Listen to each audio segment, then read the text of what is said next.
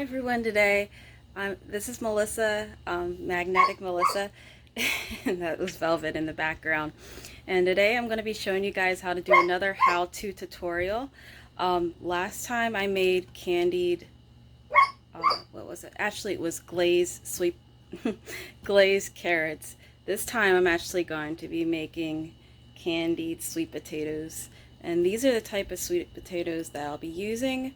They're the orange color, kind of like my shirt. um, so this is the ingredients that you're going to need.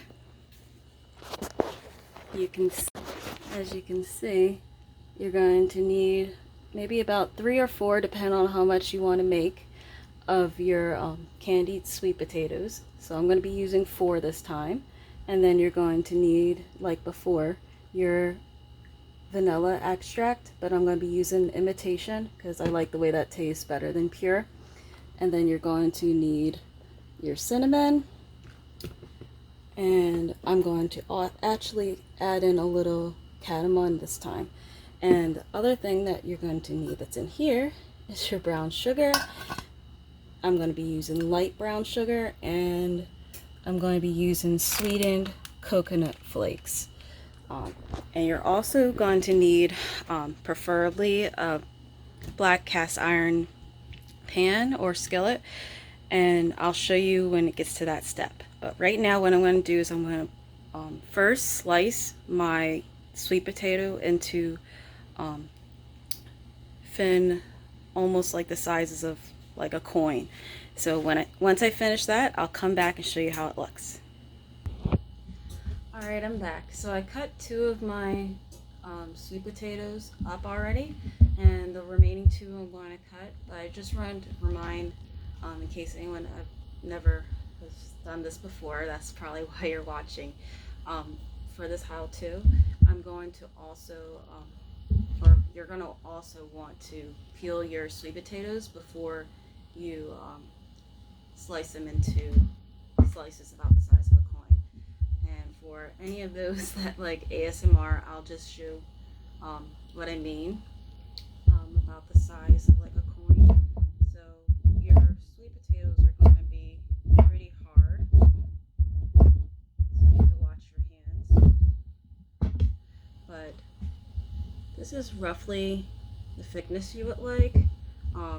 Personally, I like them a little thinner like this, because when you cook it, the thinner it is, you'll have like a more like crispy caramelized texture, and it'll still melt in your mouth. But if it's thicker, it'll have more of like a mushy, softer texture. So sometimes when I cut it, because not everyone has the same preference on how they like it to taste, I cut it in both sizes.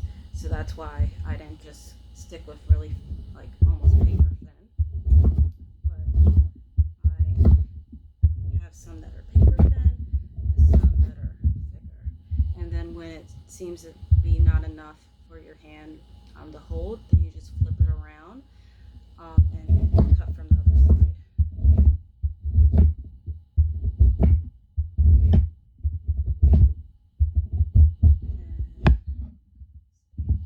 And then if it's like at the edge and it's an odd shape, you can lay it flat so your base will be more stable, and then just cut from that area. And just like slicing. So that's how those will come out, if you can see.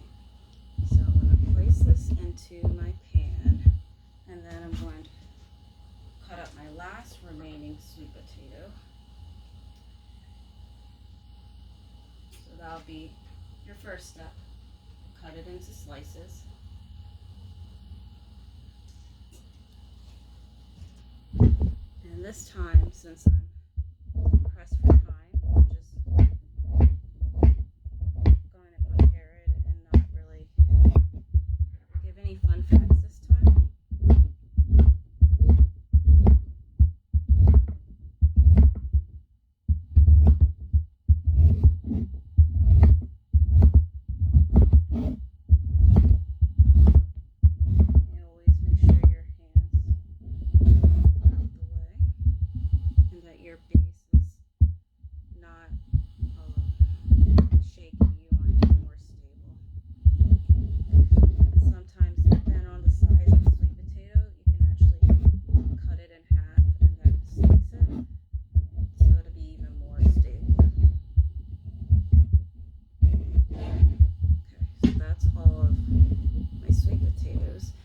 if you see any areas on it, because no sweet potatoes are going to be perfect, sometimes you'll see like eyes on the inside, just like with light potatoes or Russells, and you'll want to cut those out because a lot of times that's where the roots were before. And sorry I'm not in front, I'm trying to arrange the sweet potatoes right now into my cast iron skillet, which I'll show you how it looks in a sec. Like I said, I'm in a little bit of a rush because I want it to be done technically an hour ago, but today's been crazy, so.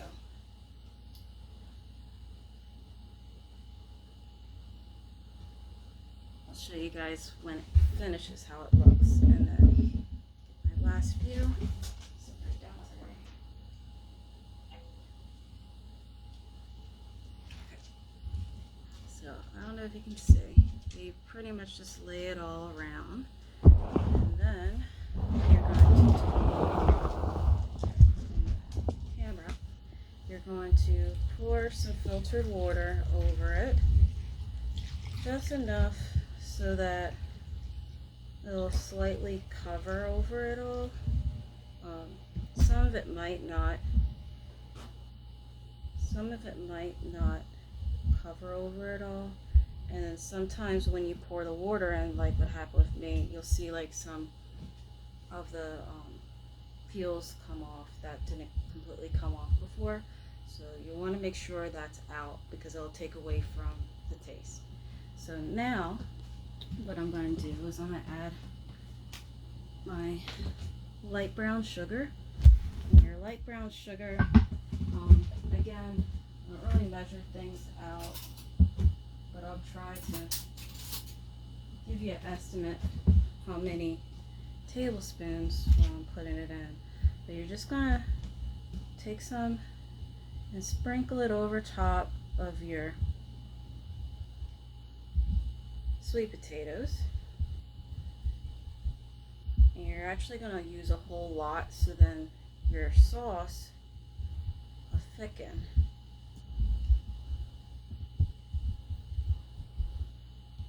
And I just realized, because I rushed, that I made my first mistake, which is what I want to prevent you guys from doing. So I told you guys to use a cast iron skillet, right? Well, the only problem is my type of stove is a glass tabletop, a glass cooking top, and you can't use a cast iron skillet on top of it or it'll actually damage your stove. So you're going to actually need to use either a non-stick or a skillet or a pan like this, so that when it caramelizes, when it's cooking, it's not going to stick to it. And then when you're finished doing that step, once it comes to a boil, then you put it into this. So I'm going to pause it, transfer it, so then you can see what it's supposed to actually look like, and hopefully you won't make the same mistake. Alright, so I transferred all the sweet potato water and the brown sugar to my right skillet.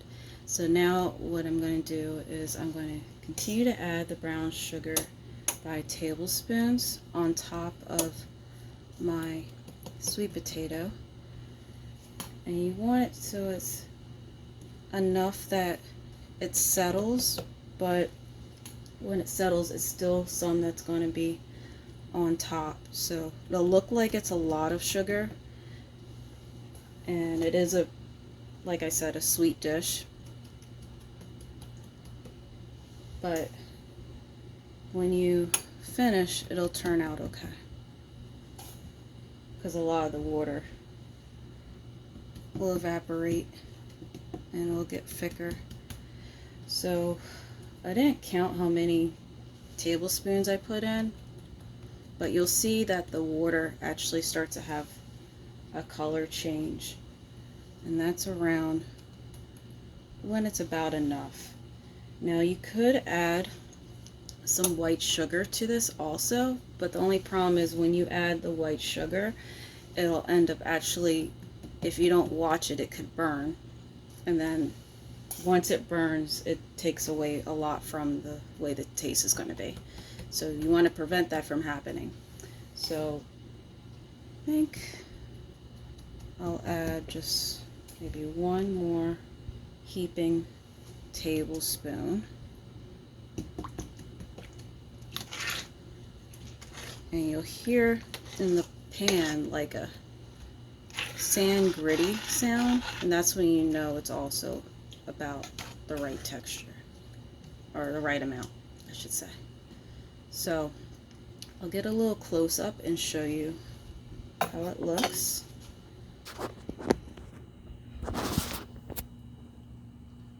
I'm not sure if you can see, but see where the spoon is? It has like a light brown color. Almost like when the vanilla flavoring would be added, which would be your next step. So you're going to your vanilla flavoring. And again, I don't really use measuring spoons and whatnot, but you're going to use about a cap. Since I like it more of a vanilla, I'm going to actually add 3 because I cut up more sweet potatoes than I actually planned on. But usually this comes out really good, so I want to make sure everyone has as much as they want. So now your next ingredient is your dry ones, so your cinnamon. And you have to be careful, you don't want to put too much. So I'm going to probably just put a dash, if I can get just a slight.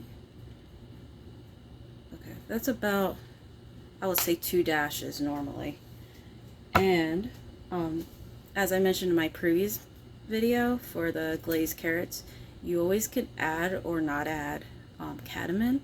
It gives it a slight different taste, but today, since I kind of wanted a little bit of a different taste, I'm going to actually put in about the same amount, or it could be a little less of the same amount as the cinnamon. So like, say if you use 1 dash of cinnamon, then you can use 1 dash of this. If you want it to be kind of like, how do I put it, like a sweet savory.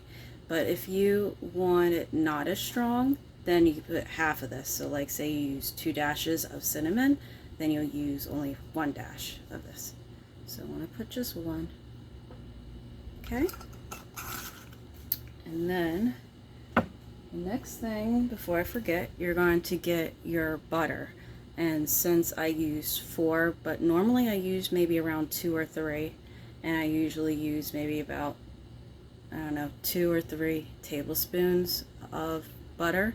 This time I'm going to actually use 4, since I pretty much almost like doubled my normal recipe. So I'm going to go get the butter and put that in. And then the next step is that you're going to let this come to a boil. It's going to probably take maybe about 10 minutes or so. I'm going to actually time it and then see, and then I can tell you when I come right back how long it took. But every stove is a little different, give or take, so it's better to always watch your food, not just do something and then go off and do something else, because then you never know what can happen in your kitchen. And the last thing you want to do is have a kitchen fire. So I'll be right back after I add the butter. Then I'm going to turn, actually I'll turn it on now. I'm going to turn my eye to roughly 6 out of, it's about 10 on the scale, because after the 8 it goes up about another 2, even though it doesn't label it. So I put it about like a medium high, and then once it comes to a boil, then you're going to remove it from this and put it inside the oven, but not in your skillet that you use on top of the stove unless it's able to be put in. So like say you use like a gas top stove, and or you use a older type of stove that has the iron, what you could do is you could actually use the cast iron skillet on top of the stove, and then when it comes to a boil, then use that same skillet inside. But unfortunately I can't do that, so it's just one extra step. But just always make sure you're using the right pans and whatnot for what you're cooking. So I'm now going to look at the time, see how long it takes, and then I'll be back. Alright, I'm back. So it took about actually 6 minutes, so it was less than 10. So I'll show you how it's going to look. So that's how it is when it's starting to come to a boil. And you have to watch it carefully, because at this stage it could actually boil over. But once it actually gets to a rapid boil, you don't have to leave it on top of the stove then you can actually transfer it over. So I'm going to put it into my cast iron pot, and then I'll be back. Alright, so now I transferred it all to my cast iron pot. I'm just stirring it a little bit. Everything, you don't really hear that like gritty sound like before. Then you know it's pretty much blended pretty well. And the other thing what you can do at this stage is you can either not have as much of the juice that it was boiling in together, or what you could do is you could add some other things on top of it to help it thicken. So what I'm going to actually do is just add a little bit more brown sugar just on top, and then that's where my coconut comes in, and I'm going to add my coconut flakes that are sweetened on top of that. So I got my trusty tablespoon, and I'm just going to sprinkle some on top. Doesn't have to be a lot, just enough to help it thicken a little more, and that should be good.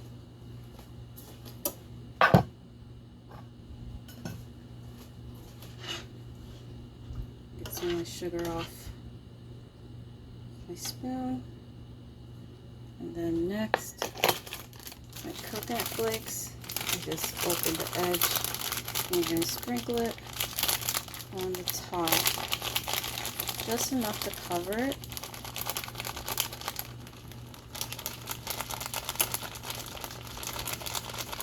You also could wait till it's almost done and do that, but sometimes when it's almost done, depending on how it is, I might add a little more.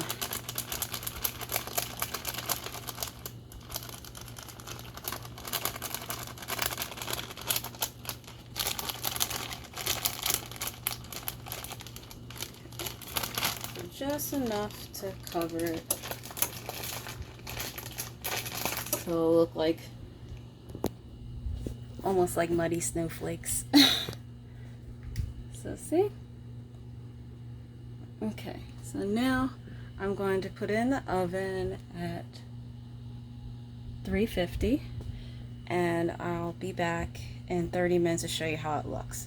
But roughly it's about 30 minutes or so, or as soon as you see it thickened, then you can take it out and eat. I usually like to keep it in longer, because the longer it is, the more marinade the sauce will be, just like with the glazed carrots. So anyway, I'll show you how it looks when it finishes, but that's pretty much it. So I hope that you found this recipe easy and fun, and if you tried it, don't forget to let me know in the comments below. And you can follow me also on my Instagram, Magnetic Melissa, my Twitter, or Magnetti Melissa. And yeah, we'll go from there. I'll probably maybe make some more food videos in the future, or maybe I'll show that face mask one that I was planning to show last time. We'll see, time permits. Okay, I'm going to pause and then I'll show you and I'll be back. Hi, so I'm back. So I actually cooked it only about 27 minutes because I'm in like I mentioned, in a bit of a rush. But this is how it comes out. So you can see that it's like thicker on the top, but the longer you let it stay inside the oven, it'll actually get even thicker.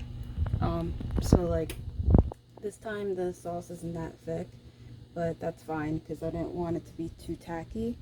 But the longer it's in there, the more of like a thicker, stickier texture it'll be.